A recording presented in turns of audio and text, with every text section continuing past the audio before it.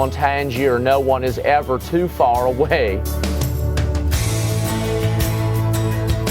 You better not talk about anybody because you're either related to them by blood or marriage.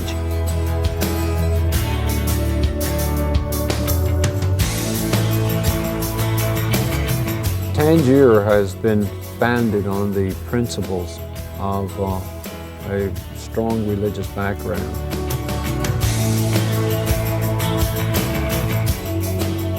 You're going down. Who would you rather have, a Tangierman or somebody else? Yeah. On your side. Yeah, right really. There.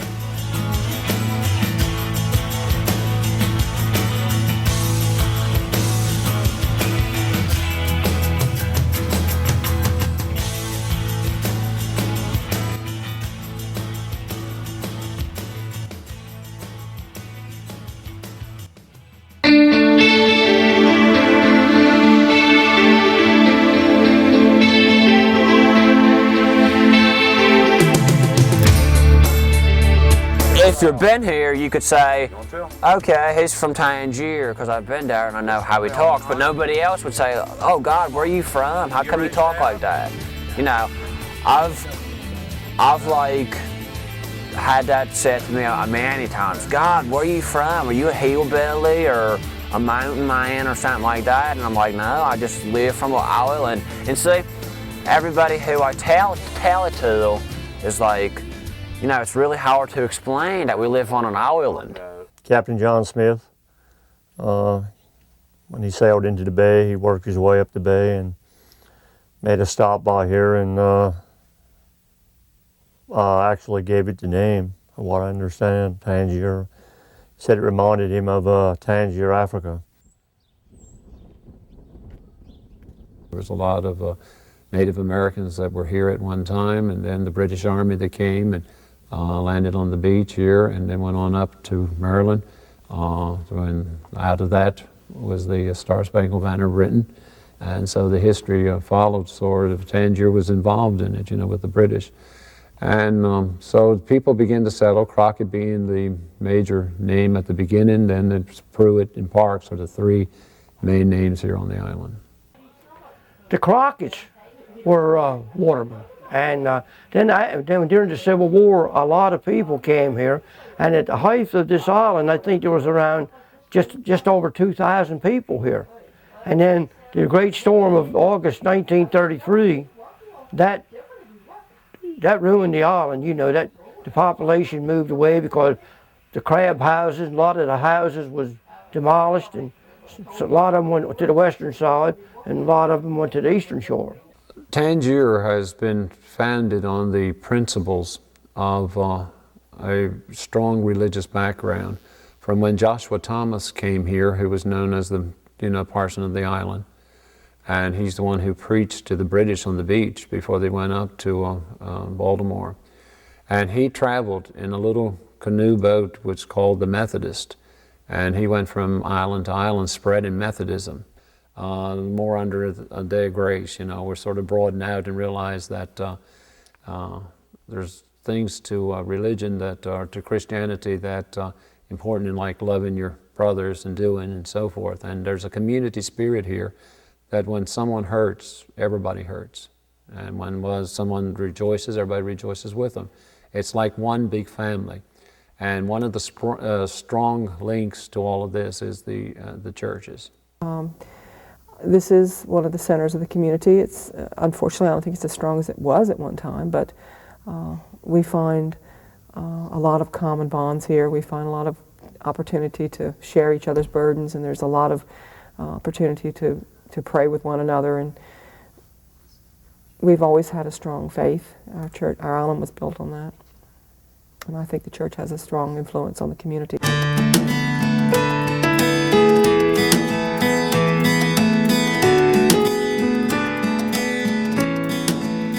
The community spirit, the closeness, you know, we're like almost like one big family, and we are related, you know.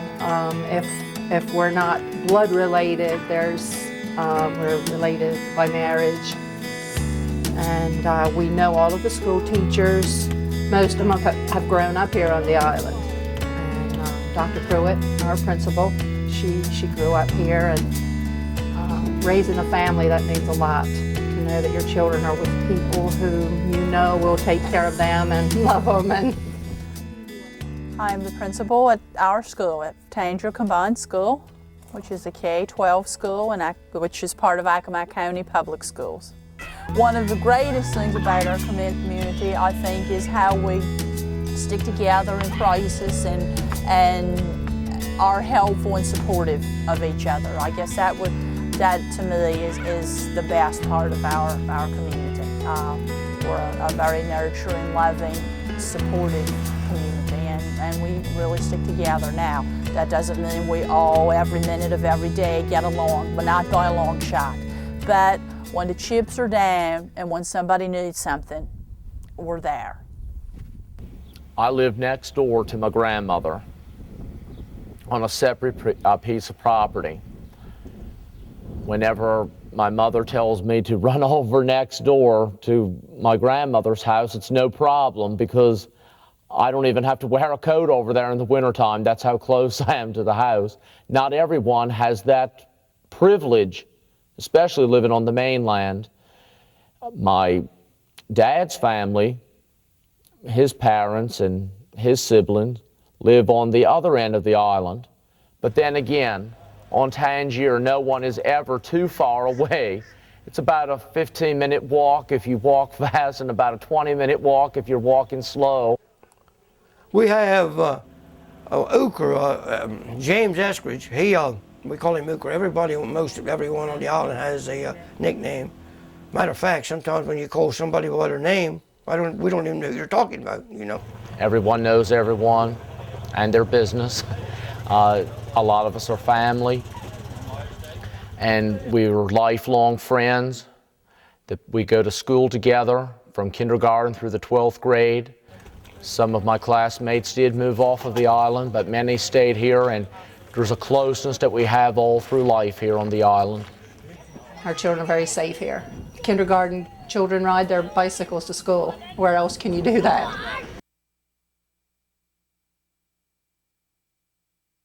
The school is the center of our island, and everything sort of is based around the school and its activities. So it's a community that is quite supportive of everything that we do here at school. We're a very supportive community. The fact that our children go to our school from kindergarten through 12th grade graduation, we get to see them grow and to work with them on a yearly basis and can follow their progress. It's really, a lot of people say we're a public school, but more like a private school, and because of our numbers. We can give a lot of attention to individual students that might need a little bit extra.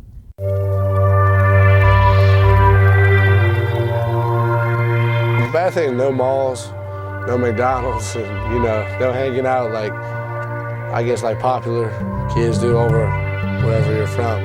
You know, to go to the mall, hang out, we don't have a mall in here. You know, it's just basketball in the streets is all we got. I've been here for 18 years now, and, you know, my mom and dad didn't have to worry about me, you know, getting shot or something like that, you know. It's good for when you're younger, but for my age now, it's just nothing to do here. What do you guys do for fun here? Nothing. I have more fun when I'm to work than I do when I get home. Just because, you know, there's more to see off of the island instead of here.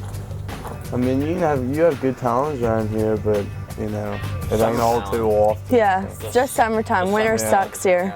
Because that's like the only thing to do here is party. Sometimes if you're like, if it's out like a night that's boring or whatever, you're looking for whatever you can do, and, you know, you have to find something. People says that it's a dry island, no alcohol, no drugs, but it's really filled with drugs and alcohol and stuff. So. Where do people get it from? You can get it at Chrisfield, Salisbury. They buy it there, bring it over here, sell it around here. And what kind of drugs? Is it just weed or is it hard stuff? Everything, pretty much. You pretty much can name. I don't know. Prescription pills, Vicodin, Help me out, man. There's crack, coke. Yeah. Let me see what else. Shrooms. yeah, shrooms. Anything really. I have It's not that bad. Everything you found off, you can found here.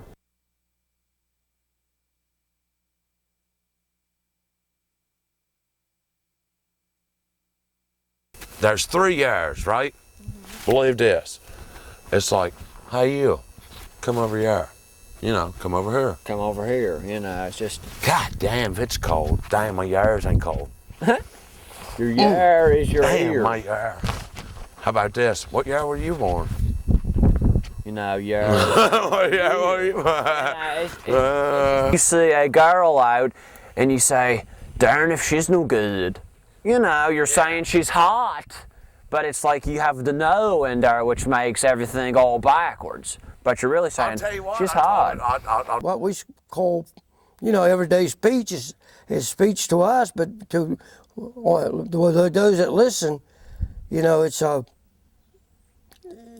when they come here and to visit, you know, they look at it as funny. What were you saying about, you know, like people so stupid and all, like say, oh, You know, Tangiers are stupid. they're slower than hell. Oh yeah, because with my job and all, you're with people from off the island and just say, you know, like Tangiers are slow, blah blah blah. Tangiers Hey, are stupid. what got the true Elizabethan accent?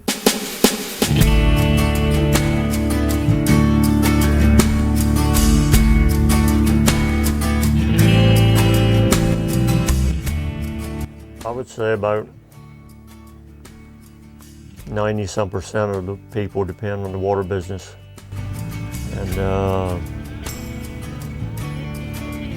And what the other people that don't work on the water, they depend on it too. So if the watermen aren't making any money, then you know their businesses don't do well. And if the watermen are having a good season, then they do pretty good. But it's a gamble. The water business is a gamble. It's you have to depend on the weather and crabs and fish. You know, sometimes they're can't really predict what kind of season you're going to have. It's hit and miss. But all in all, it's a good business. You're your own boss and sort of get to call the shots. Make your own schedule. That part's good. I live a good life. If I want to take off, go somewhere, like jump in a boat or jump in a plane. Go anywhere I want to go. And I do love to hunt and fish and that kind of stuff. You take them pretty evenings when everything's calm and you go up there to the edge of these little islands and catch your trout and stripers. You got to like the water to like this kind of stuff. And I love the water, so I ain't got no complaints about it. It's a good life. And then what makes it, I guess, better, it's you're your own boss. You ain't got nobody to blame if you screw up but yourself. Of course, you work with your family. I mean, my father worked on the water and my grandfather worked on the water and sort of, you know, I don't know, as soon as you're old enough, it seems like you're working with your father and your family, and you have brothers working out there, and like sometimes you'll be out in your boat working and just right in the same area around you, you have your father working or your brothers or son, and just I think that helps keep people close, families close, and just concerned for each other. Yeah, everybody grows up here is evolved around the water in some way. I mean, somebody in your family does it, and you're not going to survive around here unless you work on the water. So, I mean, that's how it is.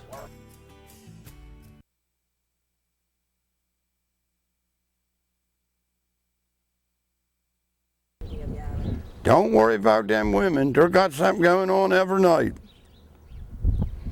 They're got a little shindig every night they're going to. They're making out fine. Now, it used to be, none of the women didn't ever work. But now, more of them's in the other jobs, teaching school or something. It's more responsibility working on the water, because if your wife don't work, all of it's on the man. We're in the city, the man and woman, when one's a going, one's a coming. Well, in the wintertime, there's not, you know, a great choice of employment. In the summertime, they're very busy. A lot of them help their husbands in their businesses, shedding crabs. And then there's the tourist business that keeps a lot of the women busy with the tour, you know, as tour guides. And we have quite a few school teachers, female school teachers. And some are full-time homemakers. My daughter-in-law is one of those. She has 4 children, so that's what keeps her home. But everybody seems to stay pretty busy, though. They find something to do. You wake up, you get your child breakfast, you cook your husband supper, play with your child.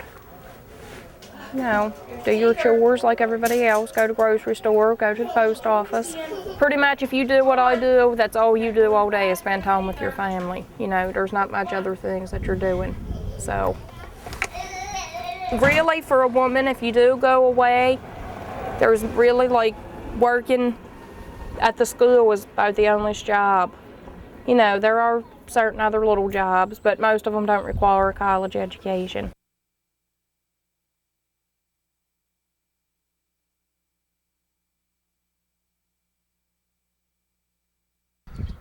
What's changed is, back 30 years ago, you used to get the prices we're getting now. And it cost you triple to go out to fish them. Cost me over $300 a day just to go out. I don't think you can hardly make it now unless something changes. What it is, it costs you triple what it used to cost me. I used to go out and fish my pots for $85. That was field, bait, and your man with you. Now it costs me $300 or better. And everything you pick up, marine stuff, is triple the prices.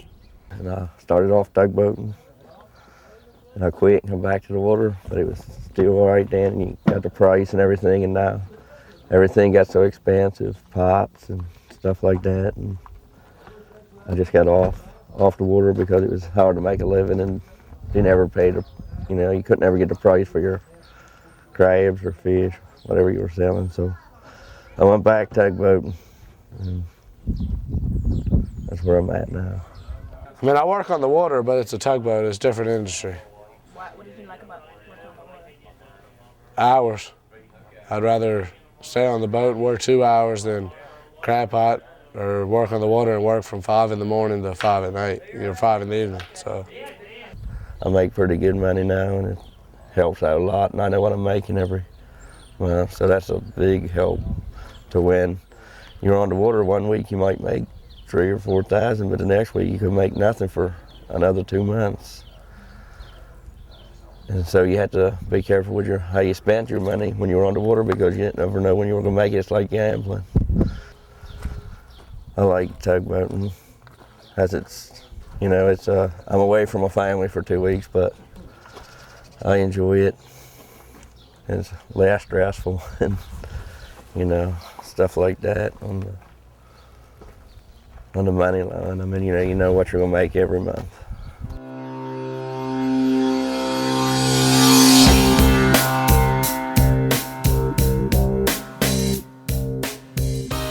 I'd like to see Tangier about 50 or 60 years from today. I won't be around, but I'd like to see it. We're down to about 559 people right now. And that's not many. We've got 39 vacant houses on here that are sold to come here, you know, that is not islanders. And we've got a couple more moving off before October. We don't have the elderly that we had when I was small, you know, by a long shot, you know.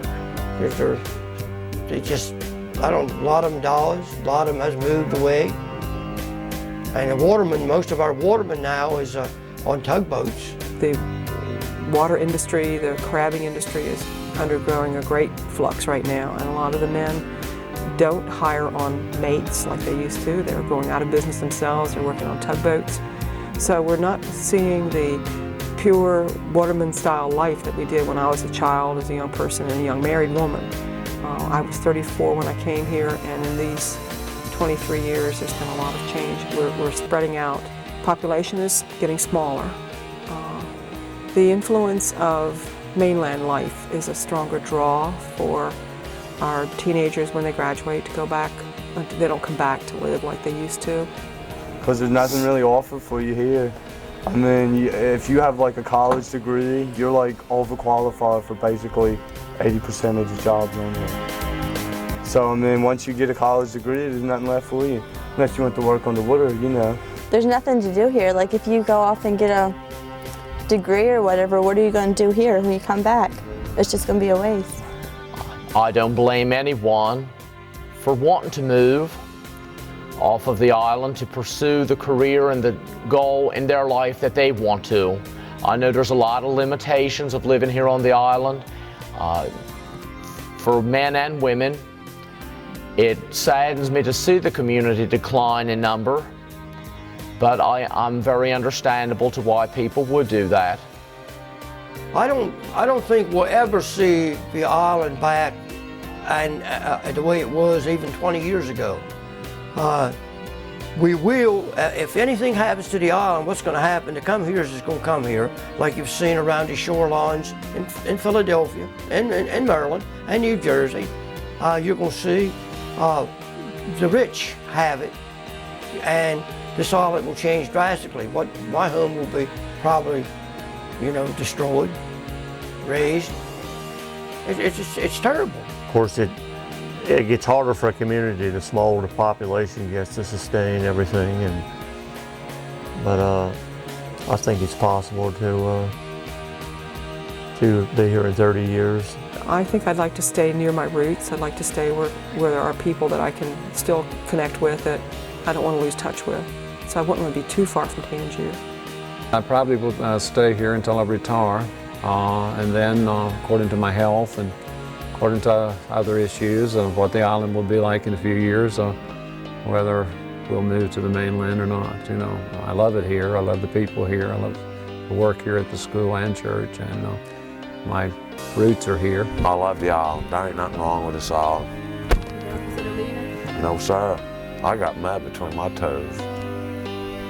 Now that we could leave, our children are grown and gone. Now the grandchildren are like, no, you can't leave Tangier. We couldn't come and go in the boats and, put our boots on and go down in the mud, and you just can't leave. You got to stay here. So I don't know what we'll do. We think about leaving, but it's just a hard place to live. It's up to the Lord.